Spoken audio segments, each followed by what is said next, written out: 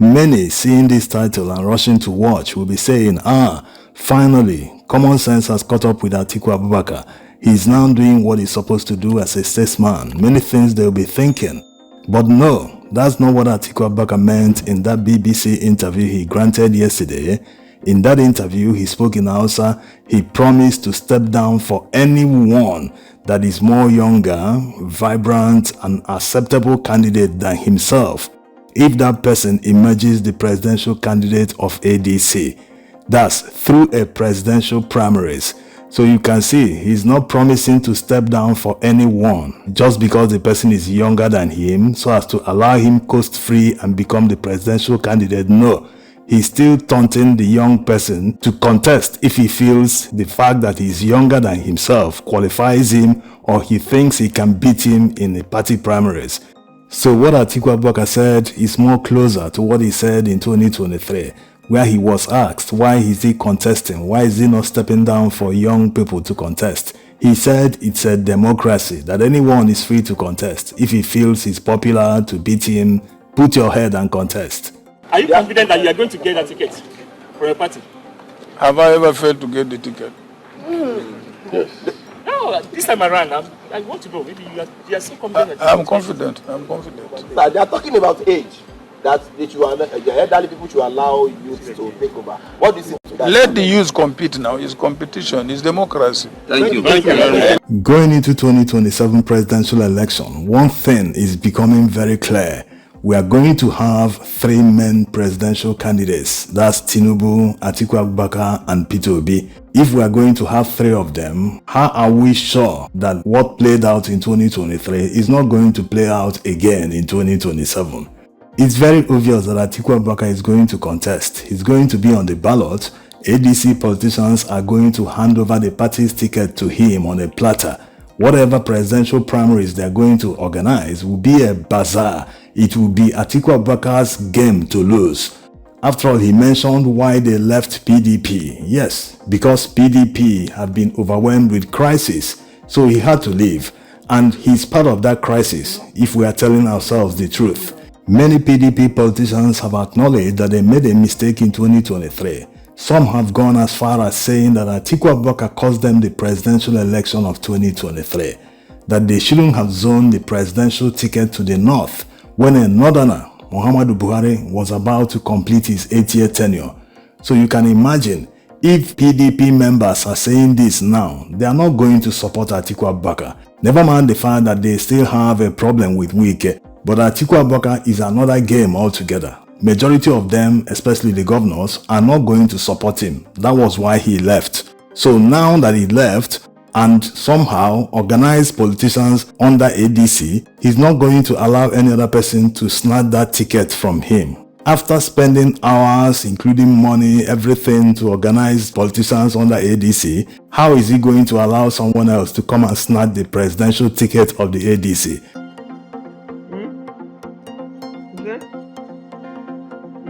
Now, many might be wondering why Goodluck Jonathan is not in the equation, despite the fact that he is consulting widely to see how he's going to run in 2027. It is simply because no party will take that risk. It's a huge amount of risk not to have a candidate in a presidential election. Going by the threat from the presidency that they will challenge his eligibility in court, no party will take that risk. We already know how any court case against this government will go. Yes, it's very predictable.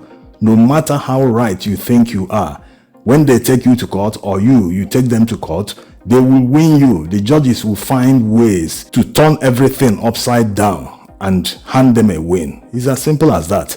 So it doesn't look like Goodluck Jonathan will be on the ballot because you can't say which party will give him that ticket. Is it ADC that is going to give their ticket to Atiku Abubakar, or is it PDP? Well, time will tell. Now, on Peter Obi's side, it's left for him to go into a sort of alliance with PDP. They still have about 8 or 9 governors, not counting Governor Adeleke of Osun State, a man that accused Tinubu of being a dictator, not following the laws, many things. His government has taken Tinubu's government to court because of the local government allocations they seized. As a matter of fact, in court now, they are now saying the government released the allocation but to some private accounts. Many issues going on. So you can see someone that is accusing Tinubu of doing all this. On the other hand, he ended up endorsing him. The entire Osun State PDP endorsed him for second term in 2027. How does Nigerian politics work? Why do politicians don't understand that when people vote for you, it's like they entrusted you with their lives? A man that didn't win your state in 2023, a man that the people didn't vote his candidate in the governorship election, they voted for you. You now turned around and endorsed the same man just because of what? Sycophancy or what? What are you going to call it?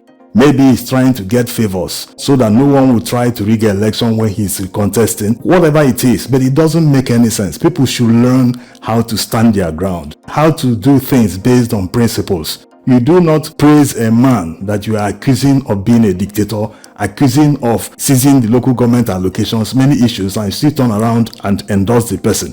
What message are you sending? So Peter Obi should convince the remaining PDP governors who are yet to endorse Tinubu. He should bring something to the table so as to get them on board. He should focus more on politics. What's in it for them? Because Nigerian politicians don't care about development. If they cared, Nigeria wouldn't be where it is today. Look at all the Niger Delta states. Look at all the billions of dollars they've collected in revenue since the Fourth Republic. But look at their states, look at their cities. So they don't care about development. He should convince them on the political side. What's in it for them? He should explain it to them so that they will come on board. They already understand and know his developmental strides, his plans for Nigeria. They know that, but that's not their top priority. If it were, even ADC members would be saying no, this ticket should automatically go to someone like Peter Obi. Or even if it's not automatic, they should be saying there must be zoning. It must be zoned to the south. They will be serious about it because we are talking about developing and saving Nigeria here.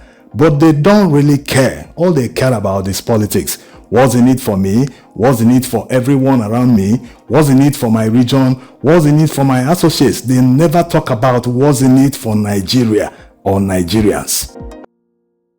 So Atiku has once again stirs the political waters, saying he is ready to step aside in 2027, but only if a younger, vibrant and acceptable candidate emerges. On the surface, this sounds patriot, almost selfless, but let's dig deeper. If Atiku really believes Nigeria needs fresh blood, why wait until 2027 to make such a promise? Why not actively monitor or project these younger leaders now? It is easy to talk about youth inclusion, but history shows that our leaders' statements only call for it when their own ambition is fading away. Nigeria are tired of recycled promise. What we need is reaction. Here is the counter narrative. Article condition is not just about the youth. It is about control. Who defines what acceptable means? Acceptable to Nigeria or acceptable to Atiku, inner circle, and party power brokers. If this is another political chess move to install a puppet under guise of youth, then Nigeria must reject it as straight. Yes, we need vibrant, competent, younger candidates, but those leaders should emerge organically, backed by the people, not kidnappers, by the same elite class that has failed us for decades. Atiku stepping aside is not the victory. Nigeria victory will come when the political space is truly open for merit, not for personal bragging. So let us be clear. Nigeria do not need conditional sacrifice. We need unconditional commitment to the future, whether from Atiku, Tinubu, or anyone else holding the system hostage. 2027 must not be about promise. It must be about transformation.